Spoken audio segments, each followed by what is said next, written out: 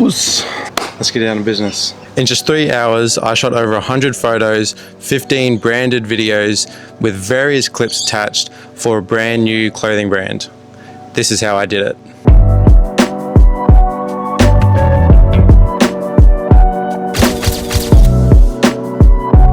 This shoot was a great example of how much content you can actually deliver if you just plan it right. Now, this new clothing brand was for sweatpants, trackies type of look. They had 3 variations. They were all the same, they're just different color variations. I always think of it like this. Brands just don't want pretty photos. They want expert knowledge. They want directive advice. They want assets to use for months and years to come. At the end of the day, this is a brand new brand. That's a tongue twister, first of all. I want to talk about the project scope. To you, 100 photos might seem like a lot, but when you think about it in terms of the long run, it really isn't that much. So over the 3 variations of sweatpants, there was obviously consistent photos and videos that we had to get. This ranged from getting shots from the website. We had to make sure we nail those, make sure those were consistent. But then also within the videos, we had to make sure that it was similar movements and whatnot so that 1, transitions could be done, and 2, it would all flow very nicely. The pre-shoot planning. So the brand is called Osaka Street. Now from that, you're already thinking streetwear, I imagine. I'm assuming you're already thinking streetwear, and you'd be right. So there was a lot of planning involved. There was planning from the type of music we wanted to use, to the type of final look we wanted to use, to then the type of videos we wanted to get. Thing is, I never show up to a shoot without a clear plan and direction of where the shoot is going. It's the worst feeling ever being unprepared. You're always sitting there on the day being like, yeah, well, that photo seems all right. Let's get that photo. No, you need a clear direction, and trust me, in 3 hours, it goes by a lot. It goes by fast. You need to be planned. You need to have a clear direction. You need to have action on what you want to do, so that way everything gets done, but then also you're not stressing about whether you got the shot or not. That's why planning is so important. That's why I took this bit so seriously. I had notes on my phone on the day. Within this planning stage, I had a clear idea of what I wanted to capture. I had all the notes on my phone, which means as soon as I entered that studio, it was free flowing. Gear-wise, I kept it nice and simple. Brought my one photography bag, which has all my stuff in it, which means I had my gimbal, I had my Sony FX30, and then I had my Sony A7R4. In terms of lenses, I took all 3 of my lenses, which is the Sony 11mm, which is this one right here. I also then took my, what's that one? 18 to 105. And then for some close-up shots, I took my 70 to 200 as well. Now, because I was shooting both photo and video, obviously my Sony FX30 was better for the video, which is what I used. Same here. My A7R4 is better for photos, so pretty self-explanatory. I use this one for my video and then that one for my photos. I already knew that my final products would end up on Instagram, Facebook, TikTok, website, so I had to be prepared, which means shooting in horizontal. I shot everything in horizontal, but made sure I had a clear distinction of what my vertical pieces would be like. Obviously the Instagram, TikTok and the Facebook ones, they'd be all in vertical. It's just the website ones that would need to be in horizontal. The on-set process. We had a studio already booked. I've been there before, so it was really no stranger to what I was doing. Nevertheless, I need to stop saying nevertheless. So some key features is that it was a pretty big space, lots of areas to change your scenery, change the look, change the photos or videos of what you wanted. This studio has a Colorama wall. I think it's called a Colorama wall. What's it called? The warped wall makes it look infinite. Yeah, so we use that purely for our website photos. Every other piece of content was taken using the whole space around the area. We changed it up from sitting to moving to standing to just being busy, really. So switching between photo and video, I thought I'd be able to get it all done pretty seamlessly, but I quickly realized that switching between the 2 on the go was the way to go. God, that sounds so weird. At first, I thought it'd be wise to get all the photos done and then follow it up with all the videos getting done. But I quickly realized that was just the wrong way to go. Between the models, changing between each outfit to then change back, to then taking off, there was a lot of time wasted. So I quickly realized that it was easier to, bam, snap the photo, just hold that pose for a second, switch my camera, let me get a few nice motion shots of the product, and then boom, we move on. That way we got everything all in the one go, rather than snap, snap, snap, snap, snap. Oh, let's go back, get changed again, video, video, video, video, video, video. No. So these models have never been on a proper studio set before, which means direction from me was key. Models look their best when they feel confident. So clear, simple, directive instructions is what worked better. Stuff like 45 degree, hand in pocket, ruffle the shirt, puff out the pants. Simple, directive, and to the point. No fluffing around, no, oh, can you do this? Can you do that? It was simple. You're able to hear the audio as well. I'll play some of that. Makes the shoot run smoothly, makes it run easier, and it gives you, once again, clear direction on what you're after. 3, 2, 1. And move. Come back towards me. 45 at the light. Hands out of pocket. Adjust shirt. Pull shirt down. And then walk off. Dope. Right. Now on set, I always try to mix in a few creative shots, but then also the vital shots that we needed to get. The vital shots we needed to get were the website photos. So these were mostly done on the Colorama wall with the plain white background. We need to get a top down, we need to get a front on, side on, 45, and then a backwards one as well. Fuck me. Wait for the sun to pass. In terms of getting these creative angles, obviously we made sure we got the important photos for the website, but then everything else was free creative range. So we set people up on chairs, we had them standing, we had the two models at once showing off different pairs, we had them doing everyday stuff.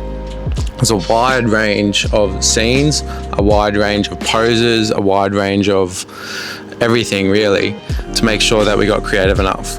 Same with my sports photography. Get nice and low, those often bring some nice ones as well, but the focus was on the pants. It always gives the client extra options as well.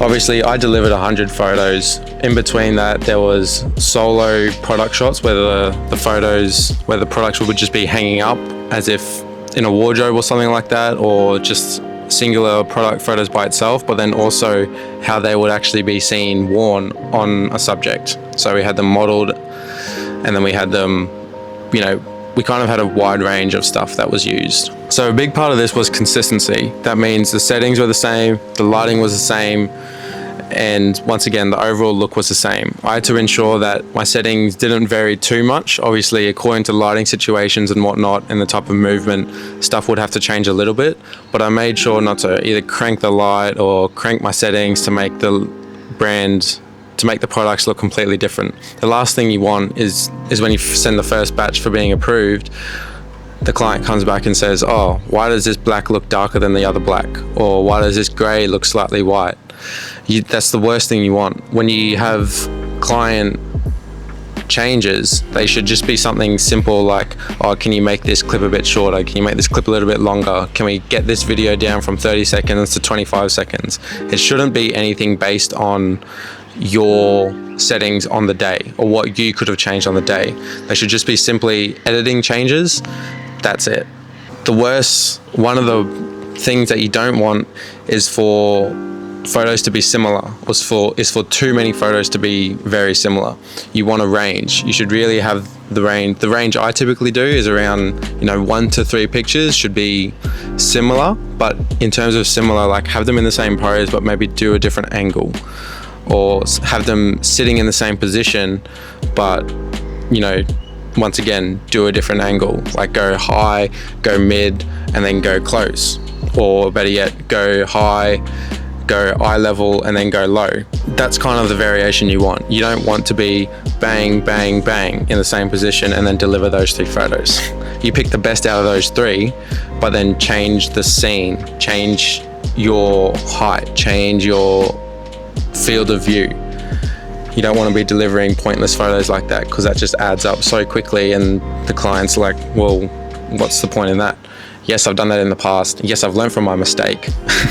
Talking about the deliverables and value. Now, in terms of the deliverables as well, obviously we spoke about the 100 photos, this range. So in these 100 photos, there was the website shots, but then also individual product shots, and then also the models modeling them.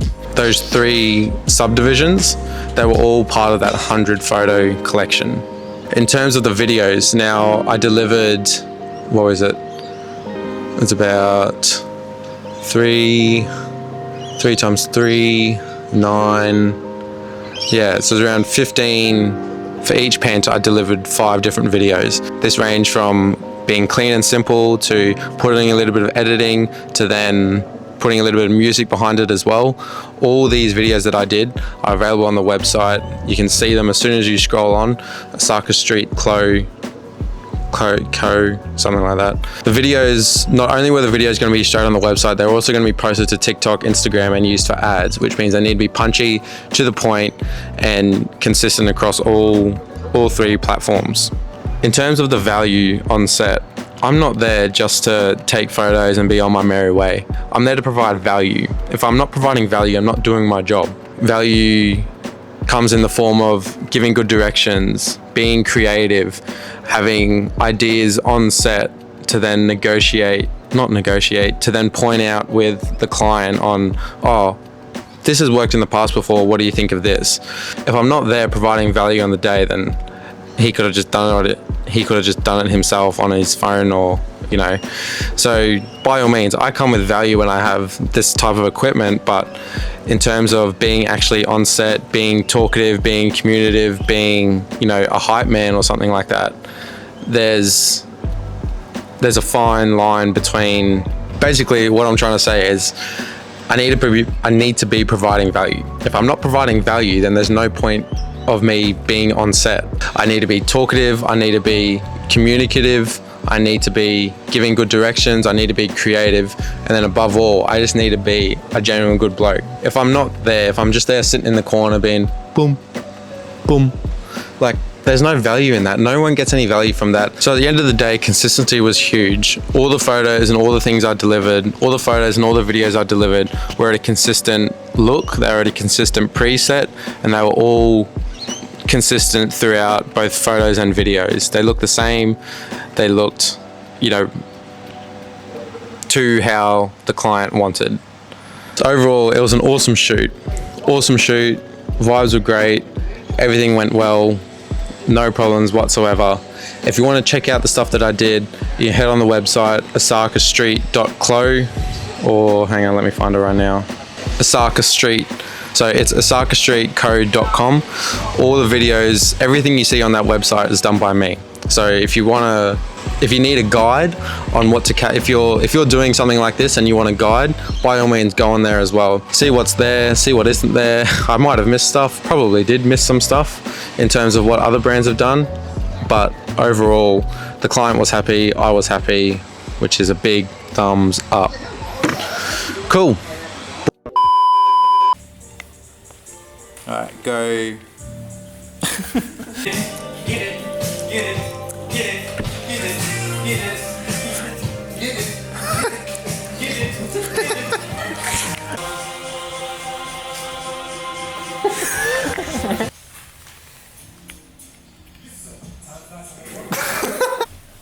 Orlando, come. Thirds go 45. Yeah, see Orlando. You see where the camera's pointing, Orlando? Yeah, but that's where you need to walk.